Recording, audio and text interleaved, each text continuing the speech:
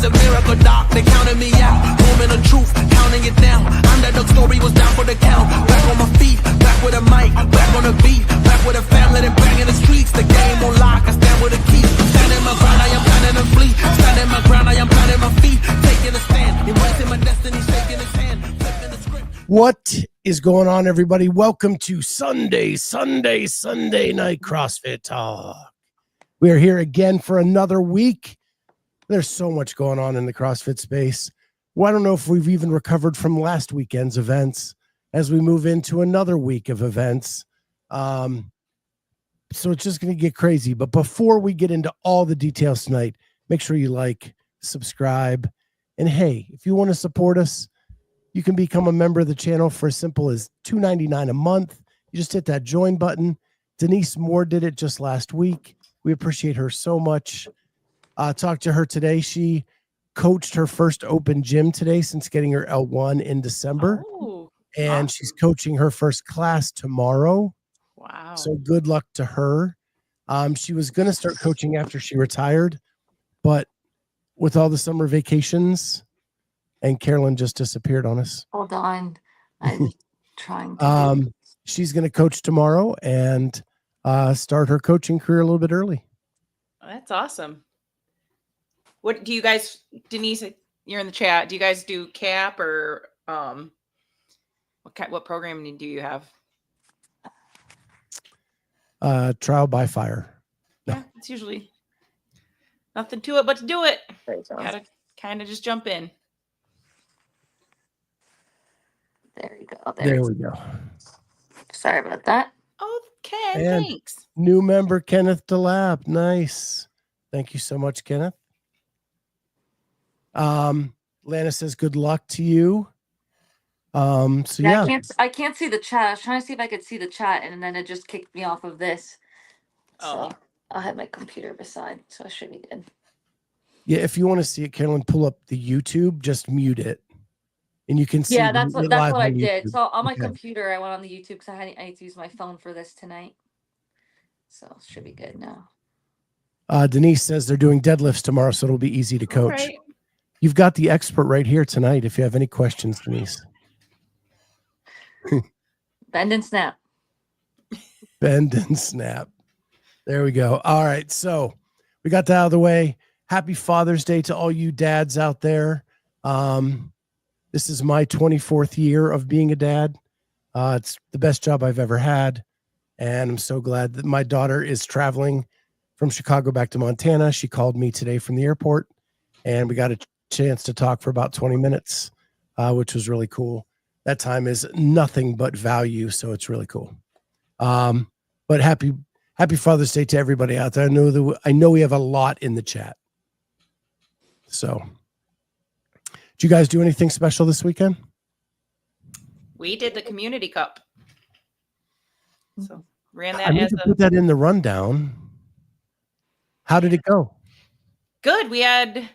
There was I think there was only 14 members that actually signed up for it. So we had three heats of 7, basically. And I had my judges be judge, and then we just, as their break, we did the workout, and then did workout 2, same thing, and then lifted. So it was good. I think workout 1 was okay. I didn't love the scaling right to handstand push-ups. I don't know. The scaling, I feel was a little weird. We had a lot of complaints about age group not being scaled. So for gym, it was very awkward. I mean, it was really weird, especially workout 2. You didn't like their I thought their scalings were good. So Jim had to just do level 7. So he would have been, it's really weird for a 65-year-old. Jim would do women's weights, but he had to do hand release push-ups. I think. Yeah. So he had to do, kipping handstand push-ups. Oh, okay. Which whatever. He ended up not he backed that one down even more. He ended up not doing it legit because it just didn't really make sense. Because I told him he could use an ab mat because they usually have a riser for his age group. And then in the second one, he can't overhead squat more than like 75 pounds. So he had to go down, and nor would he, even in the open, right? Because he would do like women's weights or 65 or 75. And they wanted him to do 95. Tell him to not be so fit in the open then. Yeah. I think what it is there's no age groups in the Community Cup. Correct. So all the scalings are based on the elite and the elite division. And so it's different than what the age groups experienced in the open. Yeah. Yeah, it was. And so I had a teenager, and I had Jim, and I had my mother-in-law. So both opposite ends of the spectrum, where I was like, I will just level it for you. So they didn't actually sign up for the Community Cup. If you want to still like try to do it. And it was fine. It just, they really need to consider adding the age group, in my opinion. Lana said, so tough for me at 76. I was intermediate. Yeah. And if you've been following along, Corey Leonard uses ab mats for his age group too. Oh, that's good, Lex. I laughed at that because I just finished listening to that lunch show yesterday, and I was like, wait, why is Corey using an ab mat? So it was actually a garden mat, like the thinner, really squishy ones. Not that there's an excuse for it. Any pad under your head is not allowed, Right. unless you rise your hands up to meet it. Right. I got so many DMs saying that he should know better. That's what I said. So many DMs. Yeah. And then he was mad that he only got he got certain time off, and I'm like, you're lucky it's not just an invalid video, because to me normally that's an invalid video. Agreed. Like, it's not just time off. Normally they And look want who count. shows up. We're not talking about you. We're ripping you. We're ripping you apart right now, Corey. Yeah. So Corey just makes up his workout anyway. He'd read half the directions and then make up the rest and hope it all fits. Our gym did the community workouts Monday, Wednesday, and Friday this week. Okay. So we put them into the classes, and it was good. The community liked it. Some of them we wrote all the versions on the board, and then they just chose the one that they wanted to do. Like, a lot of them didn't sign up for the Community Cup. Some of them did, and then they kept in their division. But for the majority of the members that we had that were just doing the classes those days, they just picked the appropriate one that they wanted to do and then stuck to that version. They enjoyed it. A lot of PRs on the front squat one on Friday, and the hang power clean. So the idea of it is good. I just think that it's not the right time, like where there's a bunch of semifinals going on. Like the promotion of it wasn't as good. I think a good time would have been in July, maybe, when the semifinals are all done in May and June, or like a little bit later in June when it's a little bit more dead period of the CrossFit stuff, and then you can kind of push it a little bit more. But our members liked it. CrossFit asks, would buy-in be better if the Community Cup just scaled the Last Chance Qualifier? I think it totally would. I think that would have been, first of all, I think a lift in a Community Cup is silly. Just everyone. Like, I have thoughts about should we have the Last Chance Qualifier, which we're going to get into later in the show, and what that should look like. But I do, if on the face of what this question is, I think you'd get a lot more buy-in if you combine the two together. So selfishly, like, I would have liked to have done one or two workouts, and even to share with Carolyn. And there was like no way I was going to be able to do any of them. Also trying to set up for this Community Cup for the gym and stuff. And so I think it was a terrible weekend, Father's Day weekend. You're doing it at the same time and I get it, like 20 people competed in the Last Chance Qualifier, so it doesn't really affect that so much. But like, I would have liked to do some of the Last Chance Qualifier workouts for fun, or to help Carolyn with scores, or any reason. And that wasn't doable with it being, and had it been leveled out, I would have just done them. It was so hard to find judges this weekend. It was incredibly hard. And I got 6 people to have their advanced courses with their level 1 and everything. And I swear all of them had stuff to do this weekend. Like for Father's Day weekend, they were away. High school reunions, like anything was happening this weekend. Like it was a shit show. It's just so hard on the athletes to have these two judges. Like I wish I wasn't such a burden to like other people's schedules and everything like that, and I could just film my workouts and submit and not have to worry about two people that have all these qualifications. Like it definitely puts a lot of people at a disadvantage. I agree with that. Like almost like hey, I'm just gonna submit my video. Like I trust my movement. Judge me super hard on video, but like here you go. Here's my video. Like it's so much easier. Yeah. I do that all the time in online qualifiers where like Exactly. I just do them, I film them, and then I submit my video with it. And it's like, okay, judge me. Mm-hmm. Like I don't have time to wait around on people's stuff. Like if I'm coming directly after school and I'm the only one in the gym, like I'm not gonna have a judge there half the time. So I always just film and then send. So 2 things. Anything you schedule from Memorial Day to Labor Day, you're going to have a hard time. It's true. Families are on vacations. They're, people are in and out of the gym all summer long, and it makes it just harder. The pool is shallower to pull from to get judges, etc.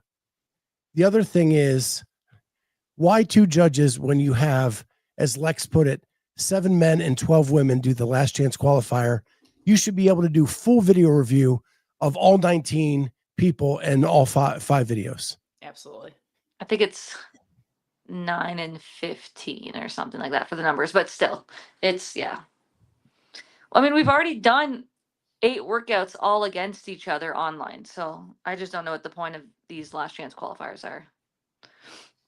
Yeah. You could just take all those athletes that didn't qualify, put all their scores together, and then just take the top person of those 8 workouts just against each other, and boom, they're on. They've proven themselves, let's say like in person or in some sort of capacity, plus the open, and there you go. Well, that gives the argument also towards programming being the same amongst all the semifinals, because you would just know, right? If you wanted to take a last final person out of that, you would just have, and maybe it's only 2 or 3, like we did heavy is about basic labor, but so maybe it's like 3 workouts at every are the same, and then like 3 randoms that cups want to do, the semis want to do themselves, and then you use those scores. I think it's hard when people do them on different weekends, different flooring, different spacing between the movements. I think the only way that you could use those scores for like a Last Chance Qualifier is open and online semis, where you have 8 scored events. That's it. Yeah, you could have taken those, but you might as well just give it to the extra spot in the online semis then, almost. I would argue someone's more well-rounded if they have 8, if you count the open ones, because these are all high-skilled workouts. Like none of these workouts this weekend were really like difficult on the engine. Like it's all upper body stuff. Like I think there's a press in every single one of the workouts. Like the open styles a lot of times are different style of workouts where people can get exposed in other styles of things, and not just high skill, higher weights. So I think counting the 3 open workouts could be valuable to see an overall fitness and not just the high skill. I think the whole Last Chance Qualifier needs to be revamped. Yep. For sure. So we've already dove into it. Let's dive in even more. We'll finish this up and we'll talk about what we think could be better. But there's been low turnout for the Last Chance Qualifier. You said at Caroline, like 9 and 15 have submitted scores. Now there's more on the leaderboard, but like a handful from each group did not submit scores even at the first deadline. Well, you have one spot. That is weird.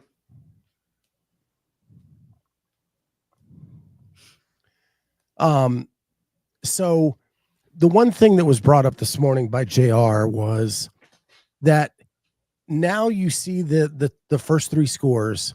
Some of those people do not have a chance. unless like everybody got penalties. Right. Right. If they don't submit the second score, and the barbell spin pointed this out as well, then the first 3 scores get weighted heavier than the last 2 scores. And then you have one big cluster going on in the scoring system. It was suggested that if you do not submit all 5 scores, you should be taken off the leaderboard completely. So all the scores are weighted the same.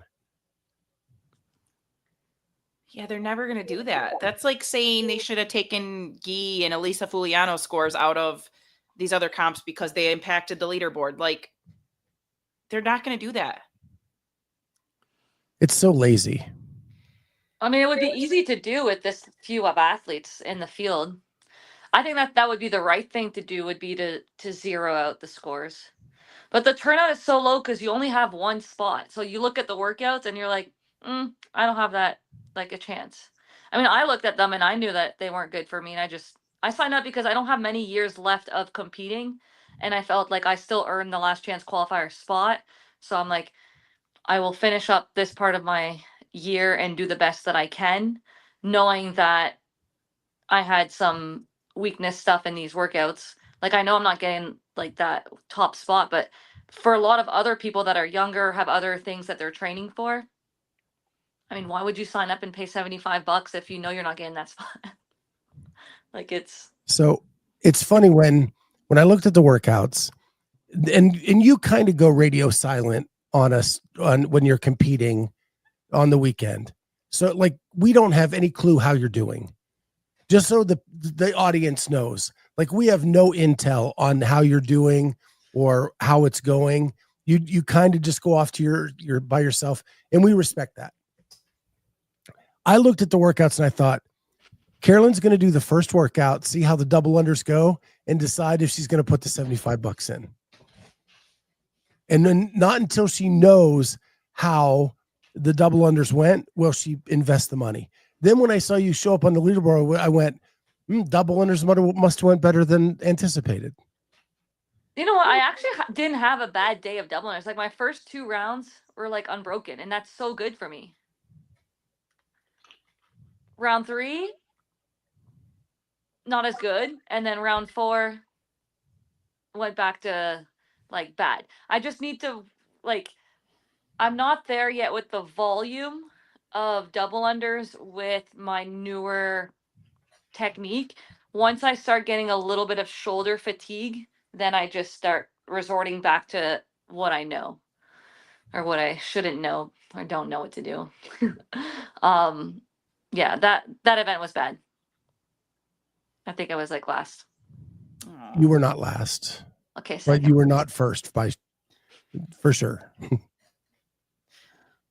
So how did the workouts go overall? You've done all of them, I assume, unless you're doing a midnight run of something tonight.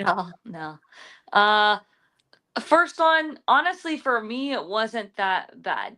I think if I did that number 1 last year, I would be a minute to 2 minutes slower, just because I would be like hunched over, breathing with such high anxiety, missing even more on the first and second round. Yeah. I had a lot of trouble this weekend getting mentally into the workouts, to be honest. Like, I didn't even warm up for the burpee row 1. I just kind of practiced my burpee over the rower and just went for it. I knew that one would be good for me. Like, I'm good with burpees and hinging. So I just kind of did that one. I think I got 3rd in that one. The ring muscle up one, like, I'm good at ring muscle ups. The shoulder fatigue from, I mean, everything was shoulders. This entire thing was all upper body. The first one is engine and shoulders for the clean and jerks and double unders. The second one, the limiting factor was burpees, and again, shoulder pressing. The third one, you have ring muscle ups and overhead squats, shoulders. The fourth one, you have more shoulders with the wall balls and then climbing a rope. So you have pulling, that being like the rope is the workout. And then the last one is all about the handstand push-ups. So this entire like 5 workouts has just all been shoulders, really. Like I miss the workouts that like test the legs. I just feel like we're putting so much, and these are great tests, great tests. I just feel like we're not testing legs anymore. Like there was no workout that was so hard on the engine. Maybe a little bit number 2. They're all like higher skill, just like if you have the movements, stamina. I think that they're missing a dense lower body workout. Judy Reed asked the question, were you burnt out from last weekend? Not physically, I think mentally. Physically, I felt fine this weekend. Mentally, I think I was still not quite over last weekend, and everything that happened even after that it's been kind of like a roller coaster. But physically, I felt fine this weekend. Like I took Monday, Tuesday, and Wednesday off fully, and then went for the workouts Thursday after work. So a couple things we found out this week about the Last Chance Qualifier is the final review will be done by this coming Friday. That the review is apparently being done by CrossFit. And my question about that is they've been very hands-off. Now all of a sudden they're going to be hands-on, which is very conflicting to me. And then CrossFit made the decision to reveal the leaderboard on Saturday night, that the Hustle Up people actually wanted to keep it a blind leaderboard until the end of the weekend. Do you think that matters to what happens this weekend? Like if people post their second or their fourth and fifth? Hustle Up was not going to reveal the scores at all until the end of the weekend. Yeah, I had emailed Hustle Up early in the week, and I had asked that particular question. I was like, is this a blind leaderboard? And Facundo had replied back to me, and he said, yes, it'll be a blind leaderboard. And then the day after, he goes, hey, just to follow up on that, it's not going to be a blind leaderboard, just letting you know. So That's I knew pretty good prior. Communication. Yeah. At least that. Yeah. So he went back to email me the following day to let me know. So I knew before the workouts got released, went like that, it wasn't going to be blind. Judy also says, I feel that for athletes like Carolyn and Nate having to go back to back, especially with how everything went down last weekend. And I think you and Nate were at the mental fatigue that had to take to be in it right up until the last second of the weekend had to drain you guys. Yeah. I think mentally, yeah. We also found out that the workouts were sent in from all over the world, and then they were curated by Facundo and Angelo DeChico. And then they were tweaked to make sure that it was a complete test. So we know how much you love Mayhem programming, Carolyn. I do like Mayhem programming. I know. But we've been talking all season that Mayhem has had their hands in everything. And here's another part of the season that is Mayhem driven. Yeah. I knew, it's funny because I knew right away when I saw the names of the programmers and I saw Rich, I knew right away there was going to be a workout with 100 double unders and like in multiple sets, because he does that one like a version of 100 double unders almost every qualifier I've seen him do. Like I remember a few years ago for Mayhem, there's a 20-minute one, another Mayhem one. Like I knew the 100 double unders were coming as soon as I saw Rich. But yeah, I was wondering how they were putting that together. If it was CrossFit that put all those people together and then kind of tweaked the workouts, and then I read that it was Mayhem that put it all together. So again, not surprising. They're involved in a lot this year, everything. But yeah, they're good tests. They're very good workouts. I just find we're missing legs. Like there were legs involved, but they had no impact on the workout. The overhead squats, you're not missing those reps of overhead squats because of your legs. It's all about the shoulders stabilizing from the ring muscle ups. The lunges were no issue in that workout. It was just the front rack maybe could tire you out for the handstand push-ups, but the lunges were easy. And the wall balls, it's mostly upper body. It's that one is really about the legless. So I just find that like you're missing a test that's limiting by the legs. I just like, to me, the legs is such an important part of fitness. It's the biggest part, I think, of fitness and just athleticism. And I find that CrossFit is starting to go into a lot more just upper body push pull. If you have upper body high skill push pull stamina, you're doing great in this sport with some strength. That's the most important thing that we value in CrossFit. Doug Reed, if it's Mayhem, be ready for double unders and GHD. For sure. I've been working on my ducks. I'm just still behind. Like, it's gonna take a while for me to get better. So you finished Saturday night. You were in 5th. Do you feel like you have a shot at to get the last spot? No, I'll move down. Like, the people that are behind me will be better at these workouts than me. I'll probably finish, I think, around, I don't know, maybe 7 to 9, 7 to 10. Because we're all just separated by like not many points. Yeah, I don't know. I don't have a shot for these ones. Not for these workouts. And the lead that Yonakoski has on the men's side, I don't think is even possible unless he really, really messes up. Yeah, I don't see him losing that lead. I could see the girl in first losing it though. I think that these are great workouts for Kyra. When they came out, I thought about Kyra right away, that these would be great for her. I think these last two, and Kyra and Lydia are tied right now. They could push. I just don't know the girl that's in first enough about her strengths and weaknesses for these last two. According to JR, she's not good at handstand push-ups at all.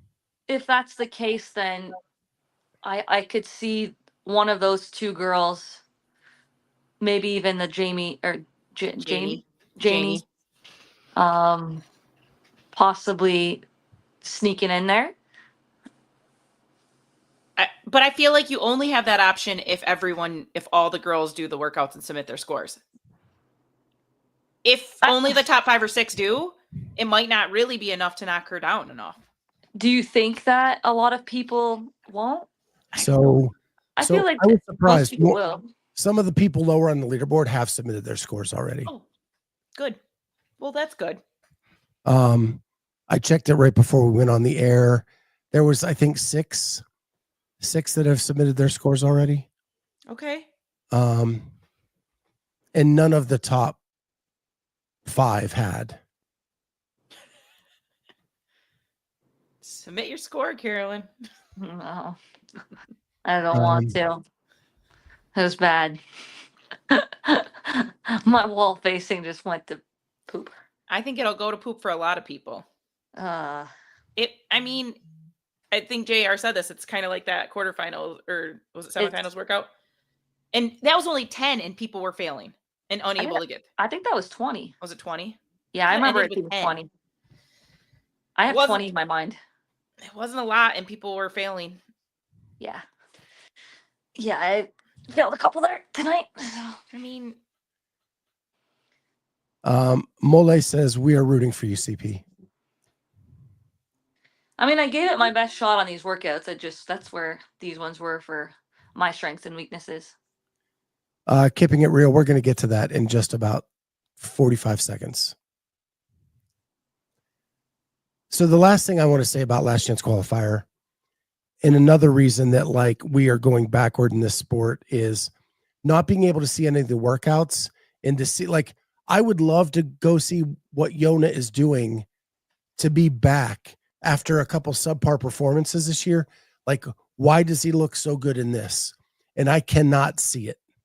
I wouldn't say subpar. He was third. He was one spot out. I know I'm being a little hard on him. I know. Yeah, but he's like, but he's dominating. A perennial, right? I expected Nate to be. I did not expect it to be that big of a point spread. I would think their workouts would be similar, and it'd be a 3-point spread. So yeah, I would love to see his workout and see what he did differently. we've talked about that a lot, especially like in the Masters. Not having public leaderboards is a problem. You as a competitor can't see. You're robbed of the in-person. Fine, whatever, we get it. It costs money. Okay, but don't rob us of seeing our peers do the workout. It's the only way a fan can watch the sport. Yeah. Fans and the athletes, they both need that opportunity. Yeah, and you learn a lot watching your competitors' videos too, because you're like, I didn't think that was possible, but gosh, that person was good here and their transition was like this. And then you can kind of study how to get better yourself, especially when you don't train with a lot of people. Yep. There's a lot of value in seeing other videos and being like, wow, this person really crushed that workout. And I thought I did well, but I didn't, you know? Yeah. And it just validates their score where you're like, okay, this is legit. Well, and you take the woman in first place. Nobody really knows her. That this would have been an opportunity for her to get exposure and for people to go watch to see how good she was in those first 3 events. That being said, her videos should be public. And that's something else that frustrates the heck out of me. I see Tom, they pulled it up earlier with Saban. I see Tom Kingdon's are public. And I think, so if you go to my page, I have every video public. If I do a comp, they're public. You can go look at my Community Cup workouts. I don't hide those from people. And I don't think that any athlete that says that, like, Carolyn, I think your videos should be public. But like, I put them out there because I preach that they should be out there public.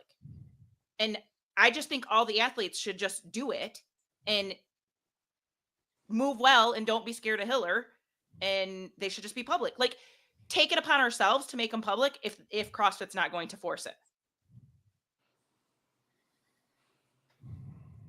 And Jamie has been very consistent about that for since she's been a part of the show. Correct.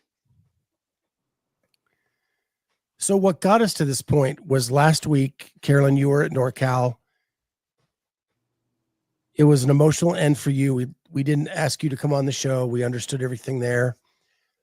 I want to get your take on some of the stuff there. You finished 3rd, came down to matter of microseconds or the length of the workout. Keeping it real, asked, would you have hit that clean? I know what you've told Jamie and I. And I know that your max clean is 255, well above what that clean was. Would you have hit the clean? I don't miss 225, like on any given week. It was like I ran to the barbell, I switched the 10, I got to the other 10, and they're like 5. I took 1 step back, 4, 3. My hands are on the bar, and I just like I wouldn't, even if I stood it was past the time cap. Like I just let it go. Like you weren't lifting that in 3 seconds. Like my hands were on the bar at 3. I just missed time. Just rested a little bit too long on the legless and ran out of time. The time cap was very, very tight there.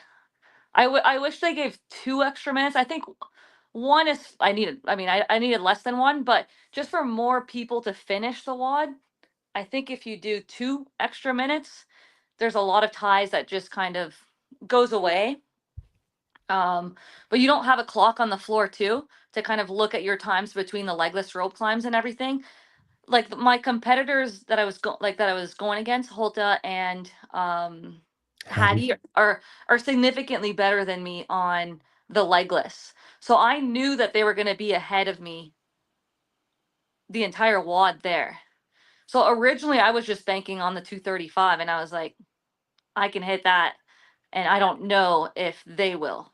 And I was like, I can go as slow as I want, because I didn't even know it was a 7-minute time cap until I just didn't even look it on the competition corner until maybe an hour before. And I was like, that's a fast time cap. Because I knew that the other divisions were going and they're like not even finishing and changing their own weights. I'm like, this is really fast. And then the first heat went and no one finished. And I was like, I don't think people are going to finish. And this is going to become a legless rope climb event. And I was like, ah. And then they lowered the weights. And I was like, no. Because I wanted the 215 second bar too. Because that makes a difference in terms of the speed of stuff. Yeah, I just wish we could have had a proper finish. You talked about it plenty of times. So that like we could have looked at each other, you know, and it's like, all right, who's gonna do it, right? Because I think she had just missed a rep, maybe 1 or 2 reps, I wasn't sure. And it would have been cool to just like, 20 more seconds or 10 seconds more, where I can just like actually back up, tighten the belt, and then actually get set up for it. And then with her setting up at the same time, like that would have been an epic finish. And I just feel like we were just robbed of that finish. Because if they didn't have a tiebreaker on that event, there's a lot of times where they don't have a tiebreaker on, and it's just your score. Like if they don't have a tiebreaker, it's a different outcome as well. Like there were so many different, like it just happened to be that the box jump she was ahead of me the whole time though, because of the leg lift that she has much better than me. But I felt like I have a better clean than her. So I just didn't get to showcase that part. I just ran out of time. Yeah. And I'm not playing favorites because the 2 people I'm probably closest with in this whole sport were the 2 of you. And I wanted you both to get tickets, and it just wasn't going to work out. Like Alex was so far out in front, and then it came down to you two, you know, Hallie was on this channel for 9 months doing her Bally show. You are a co-host of this show. I was torn, and I wanted you both to somehow tie and both get a ticket, and it was tough. And, but I know looking at every one of your cleans, like you are hitting them so easy compared to everybody else. Squat cleans is one of my favorite movements. Like that's probably my favorite movement to do is squat cleans, over deadlifting, even though I'm probably better at deadlifting for reps, but I do really enjoy squat cleans, like in general, the movement. Yeah, just ran out of time. Maybe if a clock was on the floor, I could have timed it better. I don't know. There was a lot, like after that event, there was just a lot of things I was proud of for the weekend. Because going into the weekend, like, I looked at the list of the females and I was like, if everyone's healthy here and whatnot, like, it's going to be very difficult to get a top 2. Just like knowing where I am in my career and stuff, and a lot of people that are younger, like I didn't expect to be in the position I was almost the whole weekend. And I was like looking at Lex and I was like I'm in the hunt. I'm like I was just competing well. Like I had a horrible day of Isabel, like 2 or 3 times the week before. I would have got time capped 12 minutes. Like I couldn't power snatch it. I was missing like 10 times in the Isabel practices the week. I had 0 confidence in my snatch going into the event. And then I powered 28 out of them. Wow. On the floor. And it's just like, if I had a good power day, it was good. If I don't, then it was going to be bad. And I started off with that event and I was like, okay, here we go. Like, I was like, that wasn't that bad of a finish for me for a workout that I wouldn't think that I would do particularly well. And then some of the gymnastics one, I ended up getting like 2nd or 3rd with the biker. Like things were just kind of going in my direction. I was building momentum. And then, yeah, the second or the last day was, I knew that those workouts were, I had a couple things in them, like the run that was going to be a little bit more difficult. Cause I knew the girls that were around me were much better runners than me. That was a shit show on the start of the row. My judge pointed me to the wrong rower. So I'm on Kristen Holta's rower and my feet are stuck and she's waiting for me to get off and I just can't get my feet out. Because it's like I didn't get set up properly. And then I'm like, oh my God, I can't get my feet out. I get to my rower and I can't get my feet in. It took me 23 seconds to even start rowing. I was about 125 meters off of the people that were like beside me at the very start of that. And I was like, oh my God, my overall time is going to be so bad right now. But the row didn't matter, like didn't impact my score because it's when you pull the handle. It was set to a 2K down so that it would have a proper. Yeah, so as soon as you pull the handle, but I don't know why more comps don't do that. But I couldn't put my feet in it, so I just had so that one I lost a lot of points there. Run. Oh, right, total, yeah. Yeah, it affected my overall, but not my row. So that one I'm not. I mean, I lost a lot of points there. that could have put me in a better position going into the final. CrossFit says no clock on the floor is insane. Shelly Young, should have been a 9-minute time cap, especially with you changing your own weights. Phil B, if nobody finishes or just one athlete, that is a big miss, especially if the weights were programmed heavier in the first place.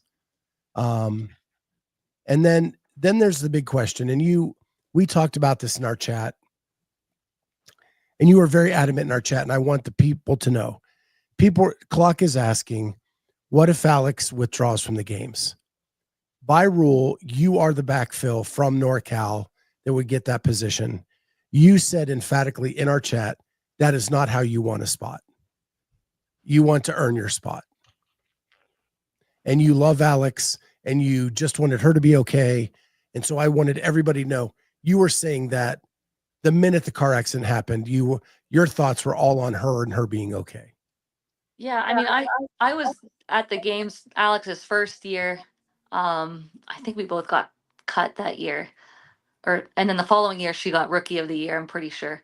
But I've just kind of seen her process, and I know Justin from all the competitions, and you've seen Alex's progress over the years, and seeing her win WFP, seeing her be dominant the way she was on the field at NorCal, like she's on the trajectory to probably, if everything goes well at the games, the podium, right?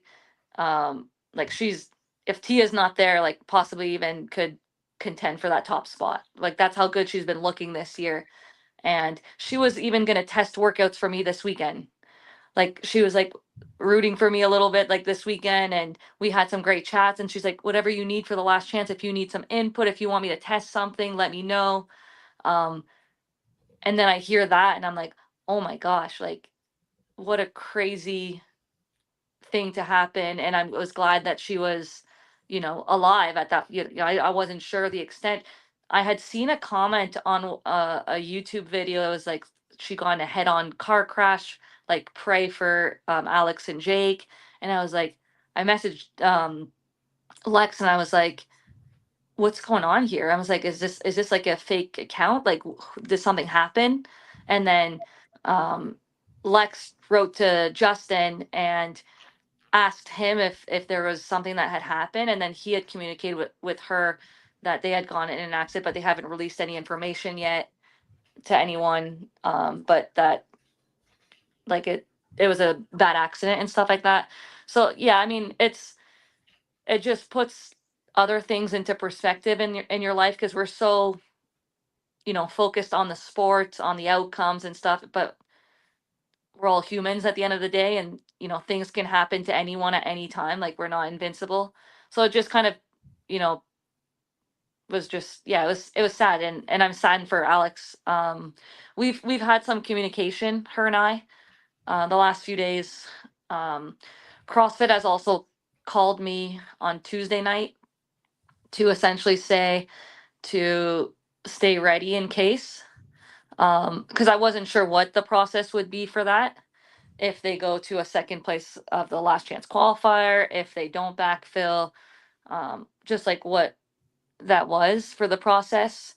And they've extended the timeline for her. I think she mentioned it to people, because I have a specific date, but I don't think it's my place to say the date. She said 3 weeks before the games. Okay. Yeah. It's the deadline to withdraw. Yeah. So that's the deadline that the CrossFit Games team has given her. And her intentions are to, put herself in the best position to, go to the games. But I think that she'll go to the games if she's medically cleared. Yeah. I don't think she'll jeopardize necessarily the rest of her season, like the WFP, but she's also earned her right to the games. So I'm not sure what she'll end up deciding and at what capacity she'll be at the games. But in the things that I can control, like I'll train as if I'm going to the games, and if it happens, it happens. If it doesn't, then I'm also continuing to train for the Masters CrossFit Games. So does that's that just actually make it easier because you qualified for Masters So you're going to be training anyway? I would train anyways, anyway. Like I train almost like the same way the entire year. I'll just do a little bit more odd object things, more running in the summertime. But when I'm off work, like I have a few more weeks left of work, I have more time to train. Like the summer is when I can train more actually because I'm full time. But I would train anyways. Like I could compete at any point in the year at a pretty good capacity. Like that's just how I always was. Like I don't take these long time off, like off of workout. I might take a couple days after a competition, like 2 to 3 days off, and then I work out. Like I keep moving. I don't think Lex would let me take that much time off because she needs to move like every single day. She'd be like, "Get your butt in the gym with me." Craig says more jump roping. Yeah, I want to add some more volume there, and definitely different types of ropes. Because for a long time I wasn't allowed to use any other types of rope because it ruins my technique, like the drag rope or stuff like that, because it changes the way that you have your hands or just will use your arms and your wrist. But I think I'll have to use different styles and just kind of up my volume of double unders as I prepare. Kipping It Real says, I love masters athletes making it to the regular games. It makes me feel better about aging. And there's been a lot of sentiment in the chat that nobody wants Alex to get hurt, but if anybody wants to fill her spot, they want it to be you. So, and a lot of people said that, but I didn't want to pull them all up just for sake of time. I didn't have this on the agenda, but I did want to talk about one thing because someone brought it up in the CrossFit brought it up in the comments, and it was Justin made a post this week, and it really, really hit me hard, and so I wanna share it. So what he posted was, I'm not going to lie to you, this week was a tough one. Alex was in a serious car accident, and while it could have been much worse, the reality is the rest of her season is in jeopardy. And honestly, it's hit me hard. Over the last 5 years, I've watched athlete after athlete I've coached be right there on the verge, primed to do something special at the CrossFit Games, only for something out of their control or a freak accident rip the rug out. In 2021, Bethany and Carrie got COVID and missed the games. Both were potential podium finishers. In 23, it was Ricky, primed to win with his shoulder injury. And now this season, Alex. And of course, on the personal side, my daughter Ivy's battle with IgA nephropathy has put life in real perspective. You want to be mad at the world. You want to throw your hands up and say, what the hell else? But here's the truth, the brutal truth. Life is just hard. It's hard, stacked on hard, stacked on hard. And if you're not good at the hard, if you can't endure it, learn from it, battle through it, you're never going to be around long enough to experience the good, the special moments that are so much more impactful because of the hard. So this post isn't about giving up. It's not about the setback. It's about how we respond. It's about how we keep showing up, heartbroken, tired, sad, angry, and still find a way to fight, because that's what life demands, and that's what we do. So this week has been a good reminder, handle the hard well, and that's what I plan to do. And the first comment is Alex saying, love you, we're going to rise from it. And like, so how do you not read that and just want to like run through a wall for like Justin? Like that, just like you read that and you just get like fired up by Justin's post. Like, but what, like the all those things that happen, all those years, all those competitors that were right there too. It's crazy. And yeah,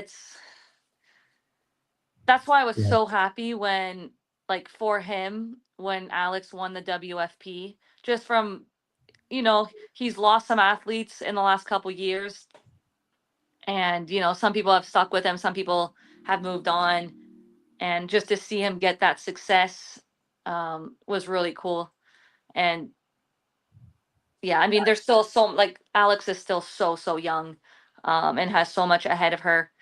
And we're just beginning to see her potential right now. Like, I think she's just starting to show us what she's capable of. And I think in the next few years, if she stays healthy, she'll be a force to.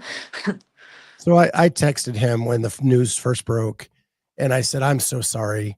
Like, Alex was really having one of those special seasons. And he says, yeah, it sucks, but we're going to have a whole lot of special seasons. And he has always said that about her. Yeah. Like, there is something special about her, and his confidence her has never waned, even through all this stuff. He's a coach that just believes so much in his athletes, and you just can't help but root for him. Yeah, I agree. Like, his energy, his passion is just probably the best of any coach I've seen in the sport. Like, it's really cool to see. So I know that they're going to be working hard to, get Alex back to where she was, and I'm sure they'll be smart about whatever decision they'll make together. And yeah. So on another note, and we all wish Alex the best for a fast and speedy recovery. I was really hard on Ben and Blair all last week. Then I watched Hiller's video with them where they stood up in front of the public, took everything they had to give, and answered all the questions. Luckily, my last question to them, Hiller posted and they answered. And that was, do you two feel like you can turn this thing around to be a legit event for the CrossFit Games, or do you need to bring in other people? And they said they've already reorganized their structure. And Blair was, I promise you, we will be much, much better. Blair and Ben are such good people. And they were like, any little thing that would happen, they were ready to still, turn on a dime and listen to us if we had feedback on certain things, listen to the appeals, make appropriate changes. Like, was it perfect on the weekend? No, but they've built that competition the last 2 years so much, and the community there is unbelievable. It's a really fun competition to go to. Yeah, Ben and Blair are great people. I got to know like Ben's wife and kids and stuff like that too. I watched them compete at NorCal. So yeah, I feel like they're gonna take a lot of this criticism and learn from it and only get better. There's a lot of great pieces of that competition that I feel like other comps just don't have, and it's something that's very unique about NorCal, and it gets people to come back every single year. I just hope for the elite division that they'll clean up some of the standards in terms of just making it more uniform across every lane, as we're battling for spots to the games or whatnot. But yeah, with the right people to guide them, I think that they can, for sure. I believe in them.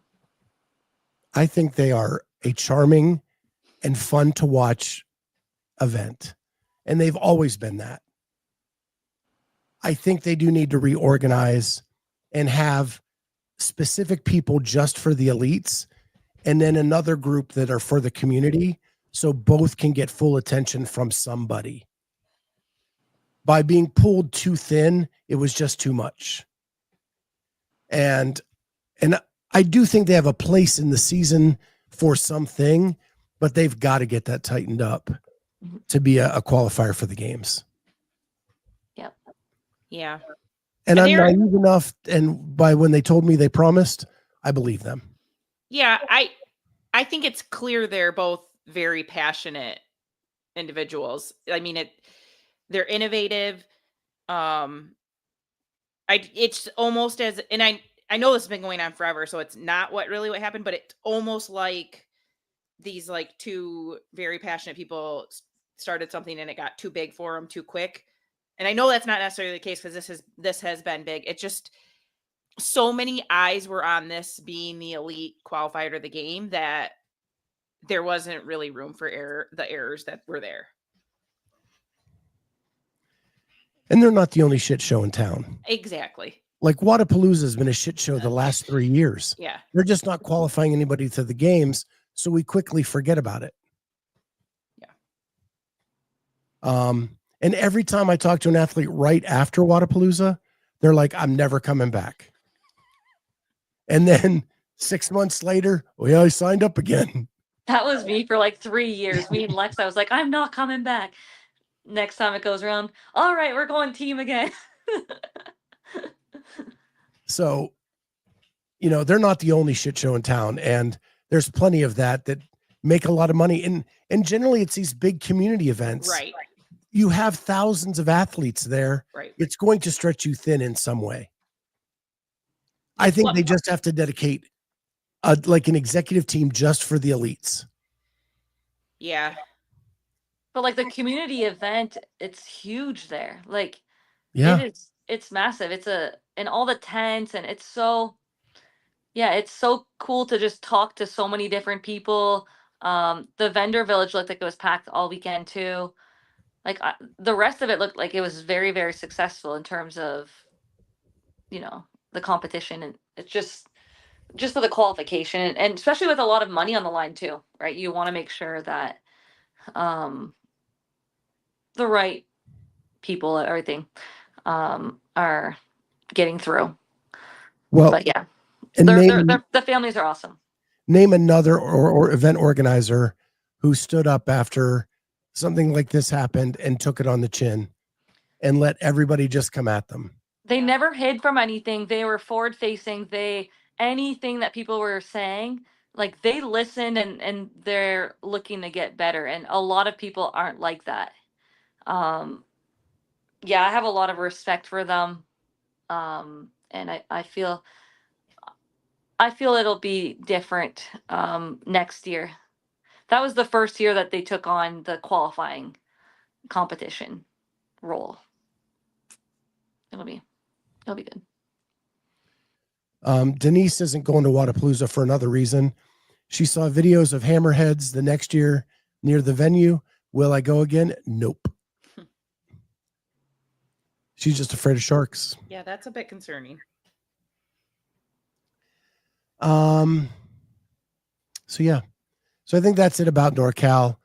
It was a fun event to watch. The races were good. Just got to clean up some things. We'll just leave it at that. Hyrox World Championships were this weekend. We were excited because Tia was going there with 2 different teams. Her and James Newberry ended up finishing 5th in the mixed doubles. In their age group. Right. And then she withdrew in the women's doubles. And they were the world record-setting team. And that was probably the big one where she could have won the world championship. There's no reason as to why she withdrew. Still nothing, huh?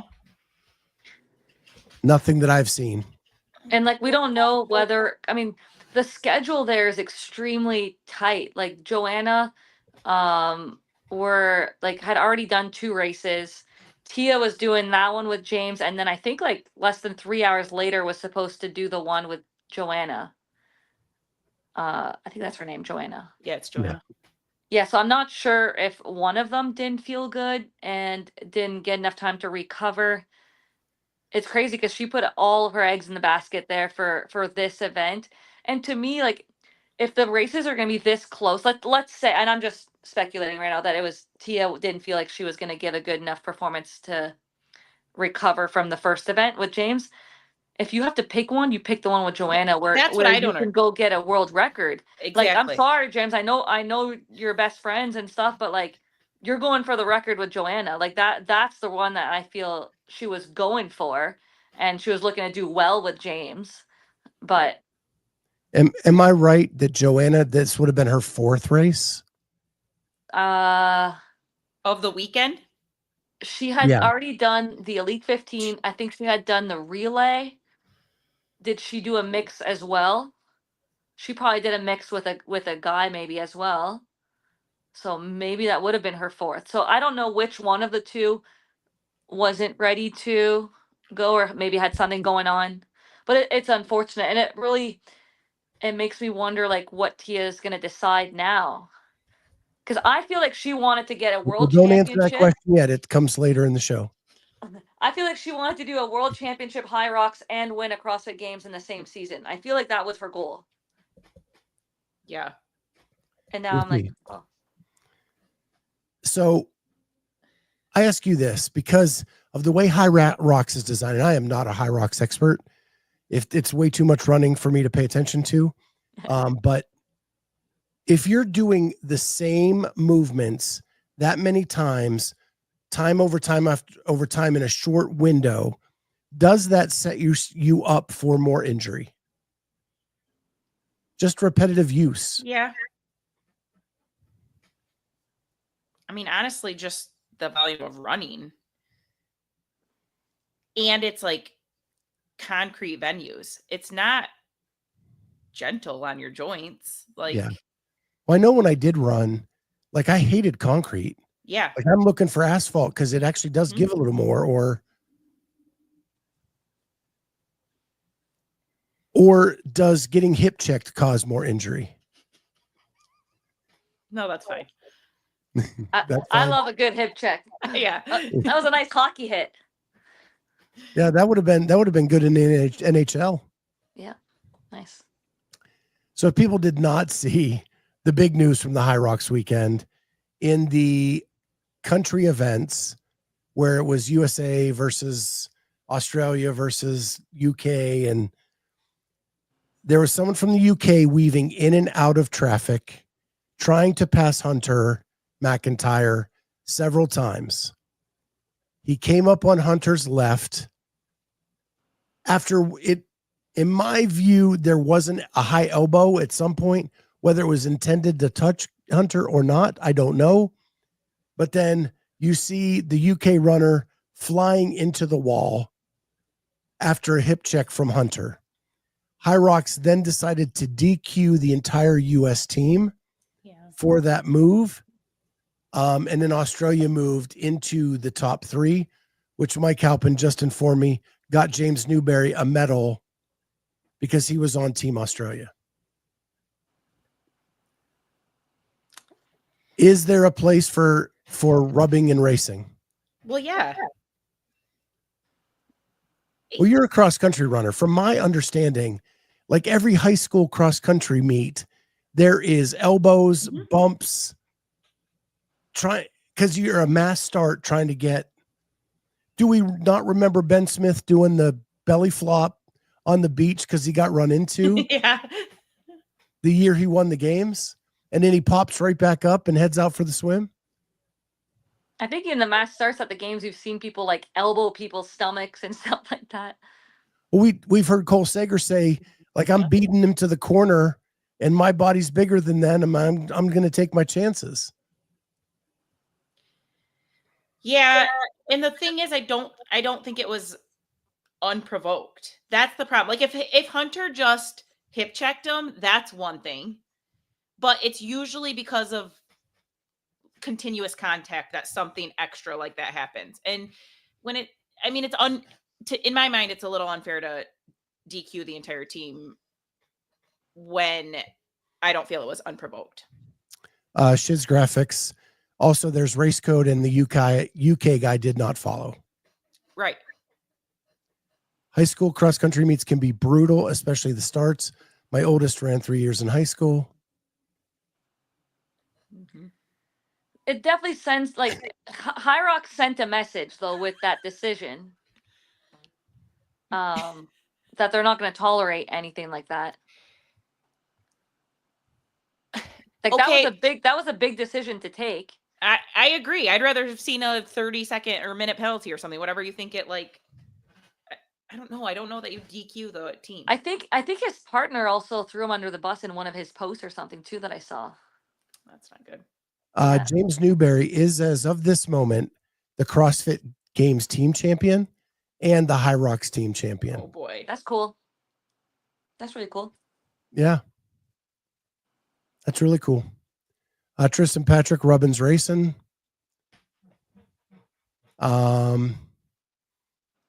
If you're not first, you're last. Raf, who's going to be on the show next week, talking about teams. What's the rules in Olympic running? Hyrox wants to go to the Olympics. They're going to follow whatever the standard is for Olympics, I'm guessing. Yeah, that would make sense. I didn't know that they wanted to go to the Olympics. Yeah, I do think they want to. And you would get DQ'd in the Olympics for impeding. I almost feel like this kind of a situation in the Olympics may have cost both of them a DQ, though. The way that because the first interference and then yes. the second. Yeah. Yeah, I agree. Yeah, that's cool. That's cool that they want to go to the Olympics, though. Yeah. Have them do solo, then I'd give them credit. Team championship, weak sauce to stand on pedestal. Well, yeah. The other thing about Hyrox this weekend is their turf business. I don't know if you've been following all that. Holy smokes. They put out a statement too. Yeah. I mean, that's the good. They've been communicating on Instagram over the weekend on, a lot of stuff, which is good.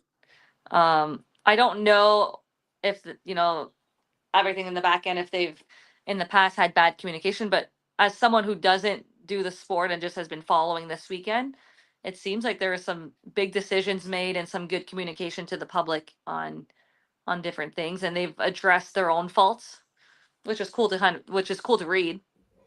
I don't know what they'll do with that turf. Like if I didn't hear this. So can you fill me in? So they got a new turf and they debuted it. I actually think it's been used. I don't know, but they got a new turf that's the official turf now of Hyrox, and they sort of debuted it here at Worlds, which was probably a terrible time to use it. Like, I don't think it's been tested enough. And so there were certain lanes. There's a video of a man and a woman pushing the sled, and you can see she can't push it at all. He's struggling to push it, and he gets fed up and walks over to another lane and shows how easy it is to push on a different lane.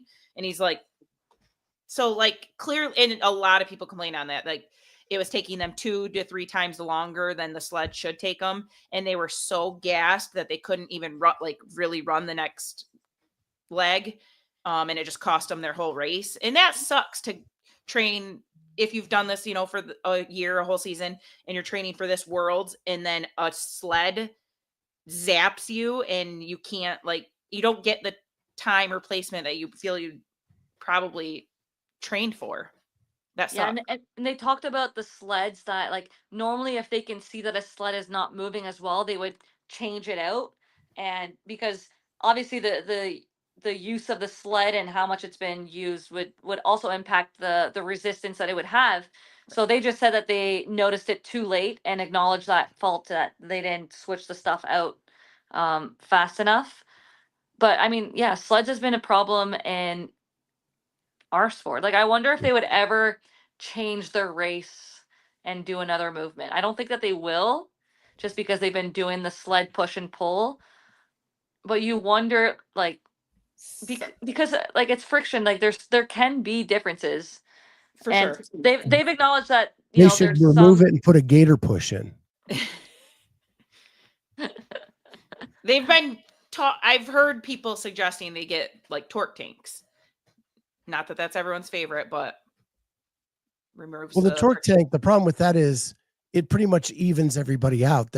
If you're good at pushing, you can't push it any faster.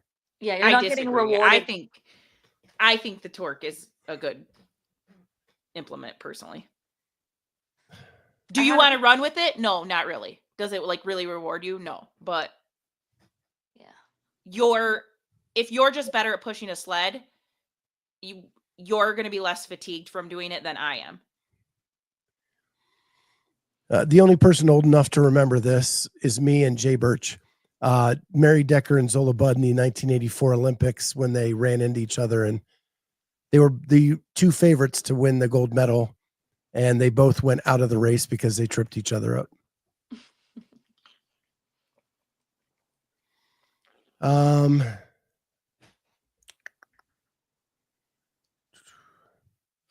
Yeah, we haven't been able to, in the CrossFit, we haven't been able to figure out friction.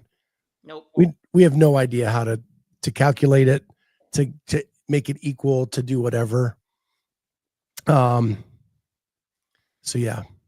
Yeah, I mean, I'll be curious if they get this turf figured out. York Tank, the equity machine. It's crazy because like the one year when I was on the demo team in 2023, like they made the demo team go on every single lane with the sled, but we use the same sled on every lane, but we had to go every single one and be like, does this feel fast? Does this feel slow? So like they've tried to like make sure that it's as even as possible, but even with a lot of testing, sometimes there's lanes that just go a little bit faster or some that are slower. Yeah. Like anything. Yeah. Well, I've reached my max that I can talk about Hyrox. Okay. So I'm going to skip over and we'll come back to this in a second, but I want to go right to fact or fiction. Okay. So I'm going to make a statement and you two tell me whether it's fact or fiction and why. First, this season will go down as the worst structure of a season CrossFit has ever used. Fact or fiction? I mean, I want to say fact, but I can't put anything past CrossFit. So could be worse to come, to be quite honest. Just from this year past. Not coming forward. I don't think so. I don't think it's the worst. I think people got different opportunities to compete at different sanctionals or semifinals. Sorry. There was still an online portion. There's some things to tweak up, but I don't think it's the worst. And I think for the most part, the athletes that signed up for the Open, most of the top people are making it there. The field is smaller, but I'm sure there was worse qualification season. Well, like from the athletes. So maybe 2020. That was not really fair to put on CrossFit. Yeah, that would be a difficult one because a lot of people lost their spots. A lot of events never got to take place. Right. I pretend 2020 didn't happen. Me too. I say fact. I say fact because you put the online qualifier in the wrong spot. Right. You took away all the athletes from the in-person and didn't let the event organizers know that until last minute. So they're marketing people that are coming that weren't coming, made everybody look like fools. Yep. And then they're scrambling to fill their rosters. And the Last Chance Qualifier has been a joke. Agreed. Some regions were regional, some weren't. Everybody had their own rules at the in-person. It wasn't consistent across the board. Mayhem programmed everything but 2 events. So I don't know. I think fact it is the worst season we have had so far. I agree.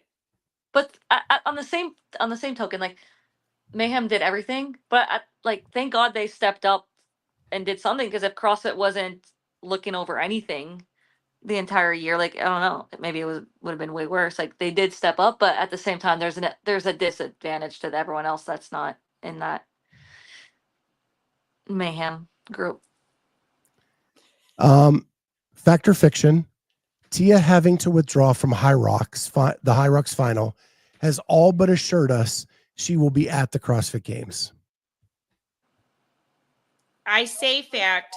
It's tough not knowing whether it was her or Joanna. I mean, I feel like if it feels like something was taken from her, not of her own choice here.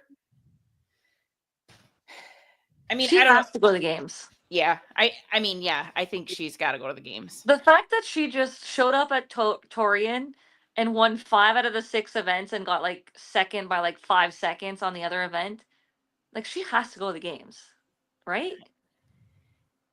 Yeah, she's still gonna kill everybody. Yes, I feel like you go to the games, you get your 8th title, Your to me now becomes an 8 with the double O. Like you have your marketing like that. Oh, you just sold her. Yeah. Well, she had the 7 with the Tia with the T. Yeah. And I was like, oh, the 8 could be the to me. That would be the perfect. I'll get 10% of whatever she makes from that new signature she'll get, or design.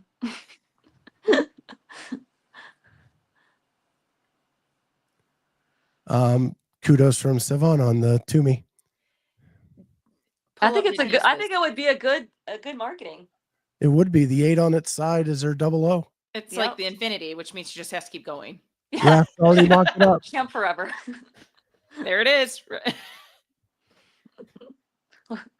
And then it can be the infinity for all-time GOAT. Yeah. So many things can be happening. We're basically dragging her in right now. Come on. Come do the games. Jenny making it practical, $288,000 paycheck. She should go. I mean, you got to think she will. I didn't see her. Denise said something about how she looked when she crossed the finish line. Can you elaborate on that? Did she look exhausted, wiped? She bent over and looked tired and looked human. Okay. You don't see Tia bending over and looking tired ever. So to me, she looked like she was exhausted at the finish line. Yeah. I'll pull up the picture. If I can. I saw it earlier. She looked really spent. Okay. So maybe it was her.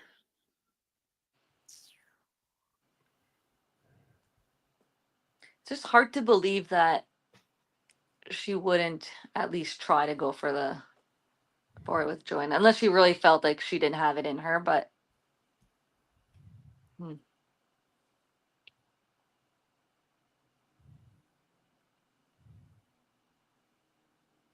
Doesn't look bad there. Yeah, she looks fine in most of this. It's just when she crosses the finish line at the end. She looked fine there. Totally fine.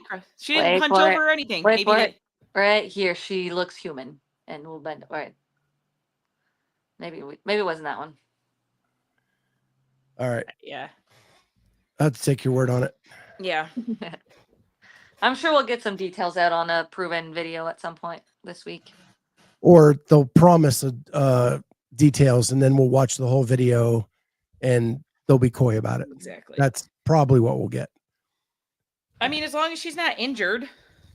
Yeah. I think we'll see her. All right. Last factor fiction. Factor fiction.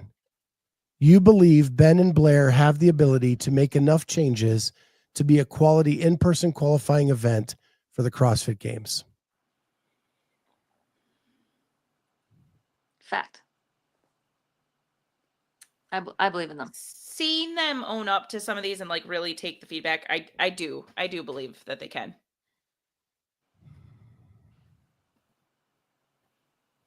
I just don't think many people would have stepped up like they did and go on Hiller, take whatever question, address it, like accept their shortcomings, already have other things in place for the following year. Like they were communicating all weekend to people anytime that people had issues, and they were listening. And I thought that they were, for the most part, fair with any like what's it called, appeals. Like obviously the last event was difficult, but they made the decision that they made, and they stuck by it, and I feel like they had to make that decision. Yeah, as hard as I was on them all last week, when they came out and faced the cameras, faced the public, it won me over. And there's just something special about NorCal. The people, like the community. Tristan and Caroline, they were boots on the ground. Like they were affected by everything. Their heart is in the right place. Everything else can be improved. And it's one of the older comps, right? Like 14, 15 years. It's only really been, I think it was only 17. I think I heard. That's a lot. I think they took a couple years off and then they came back a few years ago. Bubba's asking how old it is, and how long they've been running comps. Well, Blair and Ben have been around forever. Like they're OG CrossFitters. But as this event, I believe it was 2017, and then they took COVID off and then came back after that. And Craig said, yeah, they did a great job in the interview, which they really did. All right. So we're going to finish up with a couple things. Last Friday, Savon had Facundo on the show, and they were talking about the Last Chance Qualifier and his relationship with Hustle Up and the stuff we talked about with Last Chance Qualifier. But then it got into the sale of CrossFit. And I have no inside information. I have no inside information. If anybody in the chat wants to add to this, it leads me to believe that the sale of CrossFit is pretty pending, like happening soon. Facundo said he believes it'll happen by the end of the year. It does appear that it is the B Sport group that will be the one purchasing CrossFit. And Facundo does have a close relationship with them, as they own Northern Spirit. They own Hustle Up. They own a lot of CrossFit brands. Imminent. That's what I'm looking for, Jay Birch. Thank you. It does feel like it's imminent. What are your guys' thoughts about the sale? This is the Daniel Chafee group. Daniel Chafee is just rumored to be a CEO. Oh. From what I understand, not really part of the purchase group. Also, Sevi wanted to know if Carolyne did the workouts. Yes, she did. Yeah, I'll probably post before I go to bed, which will be probably after the show a little bit. They weren't that great for me, but I did them to finish up my Last Chance Qualifier. And just to clear up, Lex did it the first year. 2019 was year one of NCC. Oh, I thought it had been around way longer than that. Because I did it in 21. It's gotten so big. Yeah. So maybe it just has gotten too big too soon. Like when I did it in 21, it actually was separated, I think partly because of COVID. So the masters were at a different venue than the 8 regular individual. And So back on the sale. Okay. I don't know. I like the fact that they are in the CrossFit space already, and that they understand it. Even if they're a vendor, it's an understanding that, like, a private equity company doesn't have. Yeah, I think there's definitely an advantage of someone being within the space. I mean, we also had someone within the space before and it didn't work as well. But is there a lot of people that would be like this group of people, or is it just a few?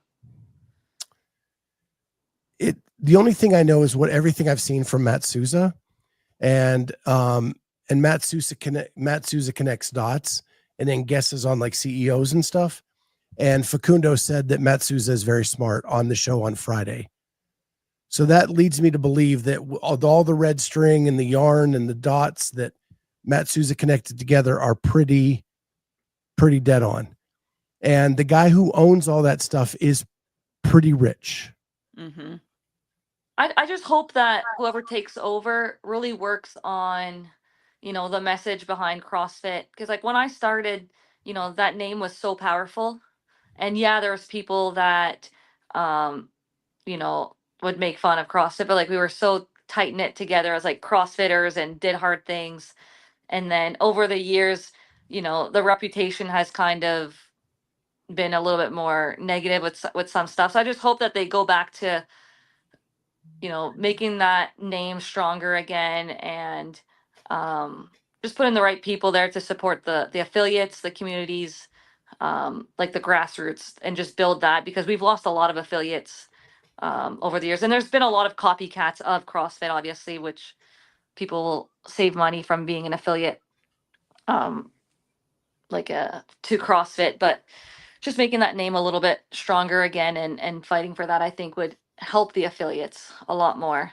And then on the sports side, I just hope that, yeah, we have the right people that can create a good sporting path where it's just difficult. It's difficult because the methodology and the sport are, two different things, but also are very important to each other. So I just hope that there's some sort of good blend between both of them. But the most important thing still always needs to be the affiliates and just helping regular people get healthier. And the sport is just the peak of the fitness that CrossFit creates. I agree with yes, I agree. Mayhem will have I feel like that's where it's tracking. Rich has clearly met with some of these people. I think Rich has made it pretty clear that if the right people don't get involved, Mayhem will be leaving CrossFit. And I don't think anyone wants that to happen. So they're going to try to ensure that he has a hand in things moving forward. And Hustle Up and Northern Spirit, I believe, were both sponsors of the Mayhem Classic. Yep. So there are direct connections with Mayhem. Yep. And there are rumors floating that Facundo could be the CEO. Oh, really? Now I don't again, I'm taking little bits of information I'm hearing from all these different places. I don't know how much validity there is to that. But I do know that Facundo worked in Parliament in Belgium before he even got into CrossFit coaching. So he does have some higher level experience in leadership roles. I just don't know what his experience as a CEO would be. I've also heard Daniel Chaffee as CEO. He's in France, right? Correct. He runs the French Throwdown. Okay. Halpin's comment here is the first thing that runs through my head. I've heard there is a concern of a change to European ownership instead of U.S. ownership, but as I've heard it, B Sport is offering more than anyone else. And I don't know if that's just the American in me, but yeah, that's the first thing that I just feel like everything's going to get pushed to the European side, and CrossFit is still extremely US based. But where's the growth? Yeah, I get that. Just from a business perspective, that's where the growth is. That's where you want to. Yeah, but we're losing. We've lost something here in the US. We have. And if you try to push overseas, I think you lose more.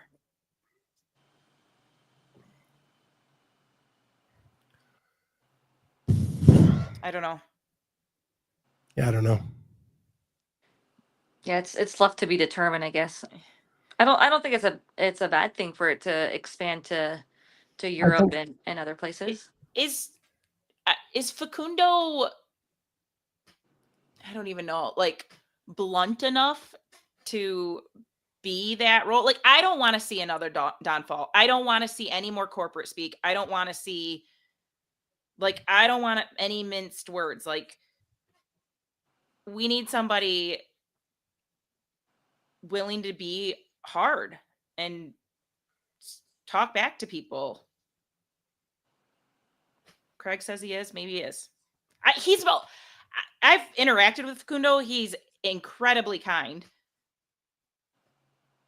I almost worry kind to a fault. I think he can, if he needs to tell you something that he needs to tell you, he does. Yeah. That's true.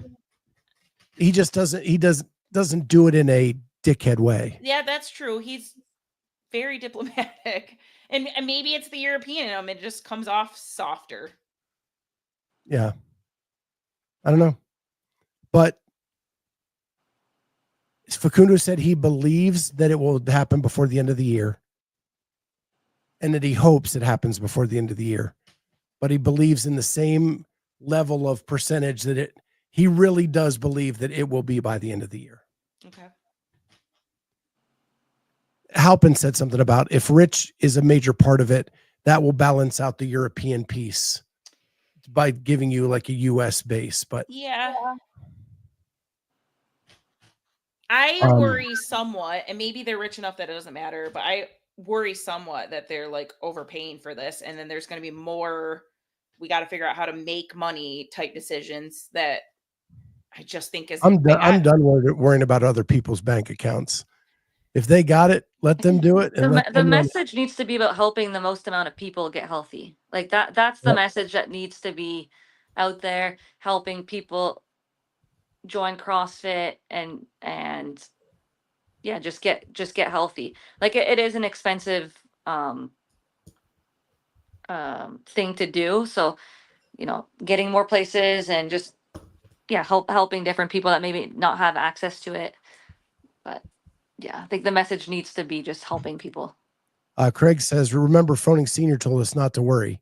And then that statement was refuted by Rich Jr. And he didn't know what the hell his dad was talking about. Well, maybe his dad had been talking to Facundo and had some extra scoop. So look for that. We'll probably see some stuff floating around. I'll be anxious to see what direction we go. I believe that Facundo was coming back on Savon to talk about the Last Chance Qualifier this week sometime. So maybe they'll get more into it this week, or he can say more this week. I don't know. Couple quick hitters before we leave. Danny Spiegel, it was announced that she is going to be one of the new American Gladiators. As a kid who grew up in the 80s and then into the 90s, I was a huge American Gladiator fan. So I'm super stoked for it. And Danny Spiegel will be awesome. She fits it perfect. She does. Her athleticism, she will kick ass in that show. Yeah, she's one of the most athletic CrossFitters that we have in this space. And then personality, the look, I think that's perfect for her. I think she won't have to lock out a muscle up. What'd you say? She won't have to lock out a muscle up. Did she have problems with muscle ups? That 1 year there was ring muscle ups questionable. She did, yes. Ring muscle. I had bar muscle ups in my mind. I didn't think about ring. So that's going to be fun. I'm excited to see that from just a Gladiator standpoint, not even Danny, like the Gladiator thing. And then I'll be excited to see Danny do it. Yeah, that's cool. And then if people didn't see it, Danielle Brandon made her grid league debut yesterday. I saw some clips of like the sandbag one. Didn't even know she was doing it. I didn't either. And all of a sudden it pops up. I was watching the Houston thing because Lauren Olson is a friend of mine and Carolyn's, and she's on John Young's team. So I was watching that, and then I see Danielle Brandon pop up going up against Kelsey Keel. Yep. In the sandbag toss. That's a tough matchup. Kelsey Keel with the sandbag would be. Oh, Kelsey killed her. Yeah, that's tough. Yeah. But Danielle Brandon made her grid league debut. So maybe there's going to be a little more crossover with grid and CrossFit. And maybe that's what both leagues need. A little bit to energize people. It's not as bad as it used to be, in my opinion. There are some movement standards that would still make me want to vomit. But there is parts of it that are fun to watch. Sure. Like that sandbag event was fun. And Carolyn, if you didn't see it, there was increasing sandbags and increasing heights of a yoke. And you had to like put it up over the yoke. And it was 4 different stations. I saw Alex Smith put it on his head. I saw a video of him and it like smushed his neck. And he's like, yeah, my neck is sore from this.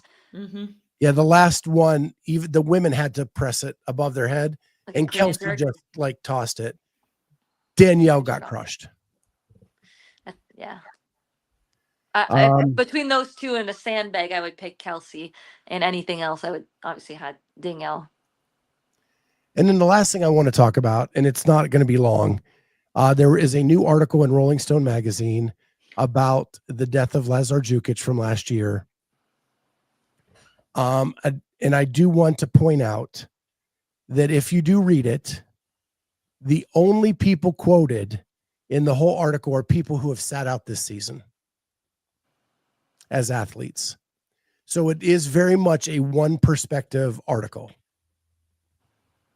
I believe everybody has the right to say what they thought happened.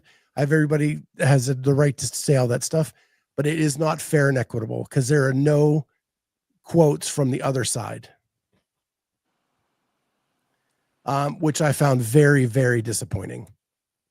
Agreed. It is a very long article, and I was reading it, trying to find everything I could before we came on the air tonight, but it is all from that perspective. It came out tonight or today? I found it early this afternoon. But again, it is all from one side, and a lot of the reporting is from like Instagram posts, like quoting Instagram posts. So, Jonathan saying 2 days ago, yeah, I used to subscribe to Rolling Stone when I was in college, and that was 30 years ago. And I haven't really since, but I thought it was a weird magazine for it to show up in. Yeah, that is weird. Because they're primarily a music magazine after that. But the guy who wrote the story worked for the New York Times and was at the games last year. And but anyway, then the only two reporters that were quoted are Mike Halpin and Brian Friend.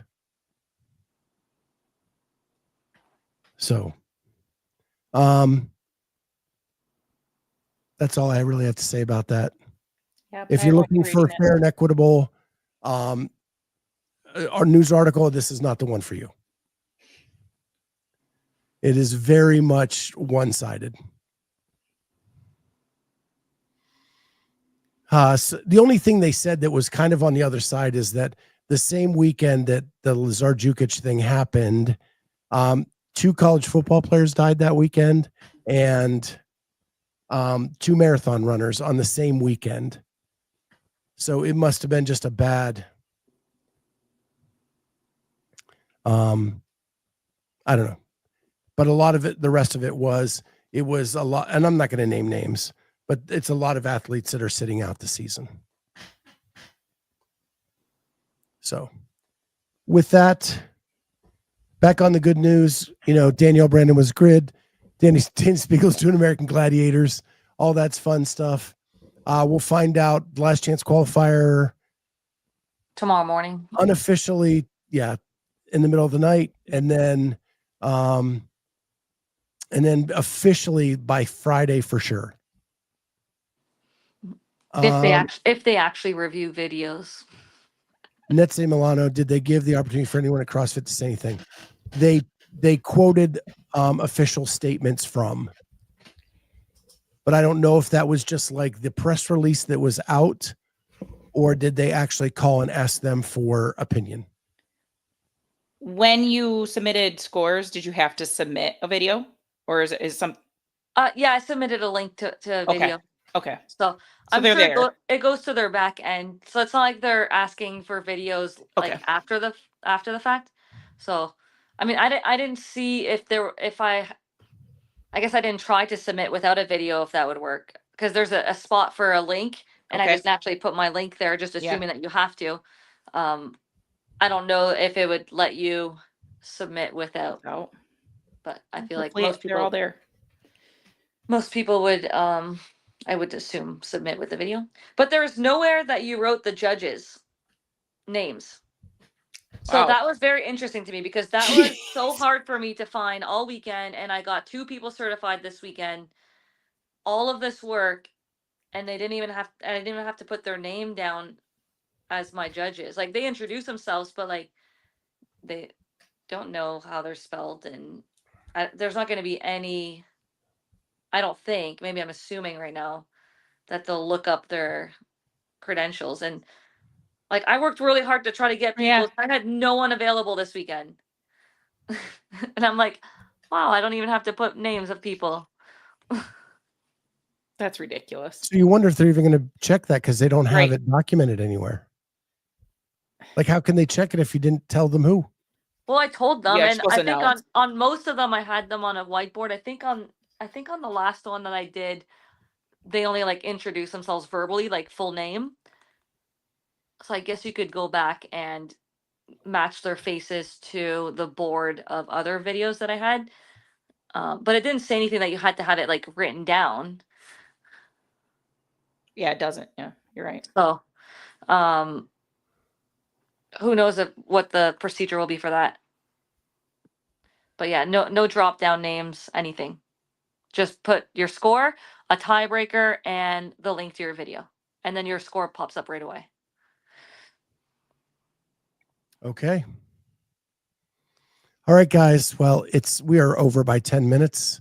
And we got to get back to work tomorrow. Again, happy Father's Day to all the dads out there. Hope you guys had a wonderful weekend.